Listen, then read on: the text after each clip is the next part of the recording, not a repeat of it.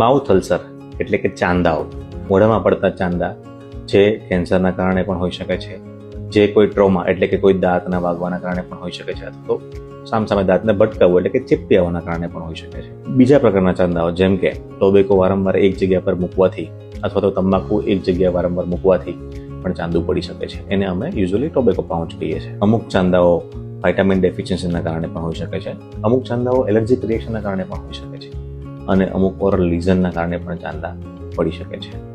આ બધાને જો તમારે ડાયગ્નોઝ કરવું હોય તો તમારે એક તમારા ઓરલ સર્જન અથવા તો કોઈ ડેન્ટિસ્ટને મળવું જરૂરી છે. ઘણા પેશન્ટને ખબર જ નથી હોતી કે એના મોઢામાં ચાંદુ છે, અને એ યુઝ્યુઅલી કેવું થાય કે અમારી પાસે બતાવવા માટે અથવા તો કોઈ ડેન્ટિસ્ટ પાસે બતાવવા જાય, નોર્મલી કોઈ ટૂથની ટ્રીટમેન્ટ લેવા માટે જાય ને ત્યારે એ ચાંદુ છે ડાયગ્નોઝ થાય.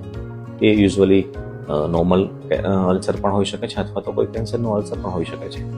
તો આ ટાઈપના અલ્સરમાં સૌથી પહેલું મહત્વની વસ્તુ એ છે કે એને પહેલાં સમયસર ડાયગ્નોઝ કરી લેવું, પછી એની ટ્રીટમેન્ટ મેળવી લેવી, અને પછી તમારે આગળ હેલ્ધીયર લાઇફસ્ટાઇલ કેરી કરવી. યુઝ્યુઅલી અલ્સરને ડિટેક્ટ કરવા માટે biopsy is the most important tool. એને એક નાનો એવો ભાગમાંથી કટ કરીને પછી એને હિસ્ટોપેથોલોજી માટે મૂકવામાં આવે છે. ત્યાંથી રિપોર્ટ્સ થઈને આપણે મળે એટલે આપણને ખ્યાલ આવે કે આ ચાંદી કઈ પ્રકારની છે, કેન્સરની છે કે નોર્મલ ચાંદી છે. સો અર્લી ડિટેક્શન, ટાઇમલી કેર અને હેલ્ધીયર ફ્યુચર, આ અમારા મોટો હોય છે અમારા હરેક પેશન્ટ માટે.